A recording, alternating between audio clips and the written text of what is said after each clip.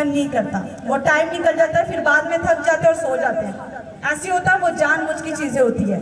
ये मेरे साथ भी होती थी, मेरे साथ भी होती थी। और जब जब यहाँ पे नहीं थी, जब मैं कलीसिया में आती थी, तो मैंने टाइम टेबल बनाया होता था कि मैंने टाइम टेबल के अनुसार मैंने प्रार्थना करनी है। और जब टाइम हो जाता तो दिमाग की घंटी चालू कि टाइम हो गया प्रार्थना कर, टाइम हो गया प्रार्थना कर, क्योंकि परमेश्वर को भी आपके टाइमिंग का पता है कि आपने परमेश्वर से क्या वाचा बांधी है। हालेलुया।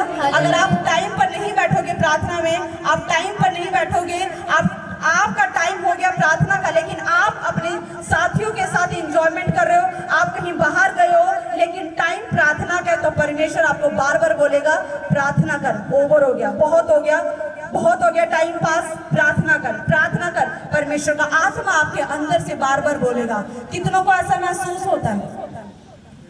जोरदार तालियां बजाओ फिर से। अब उस उत्तम भाव को अपने जीवन में लो, क्योंकि परमेश्वर कहता है कि आत्मा तो तैयार है परंतु शरीर दुर्बल है। अगर परमेश्वर से छुटकारा चाहिए तो आपको अपने लिए फाइट करनी पड़ेगी, आपको जबरदस्ती बैठना पड़ेगा। हालेलुया। क्या कोई सुख जीवन में आसानी से मिलता है? कोई भी सुख नहीं मिलता, आपको उसके लिए मेहनत करनी पड़ती है। वो सांसारिक चीजों के लिए अगर आपको इतनी मेहनत करनी पड़ती है तो वो तो परमेश्वर है, उससे बातें करने के लिए, उसका अभिषेक लेने के लिए कितनी मेहनत करनी पड़ेगी।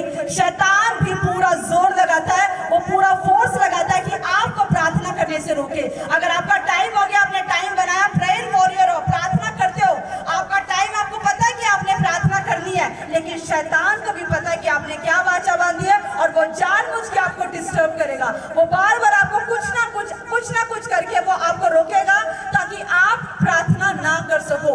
अगर वो शैतान होकर आपको प्रार्थना करने से रोकने के लिए अगर फोर्स लगा सकता है, अगर वो अपनी ताकत लगा सकता है, वो जोर लगा सकता है, तो क्या तुम जोर नहीं लगा सकते परमेश्वर से मिलने के लिए? क्या तुम अपने आप को कंट्रोल नहीं कर सकते? अरे जो परमेश्वर का वो परमेश्वर को दो। हालेलुया।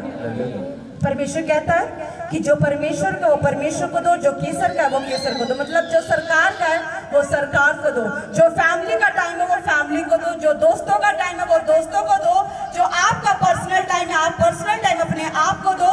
लेकिन जो आपने टाइम परमेश्वर के लिए ठहराया है वो टाइम आप परमेश्वर को दो। उस टाइम को ओवर यूज मत करो, उसको गलत इस्तेमाल ना करो। परमेश्वर चाहता कि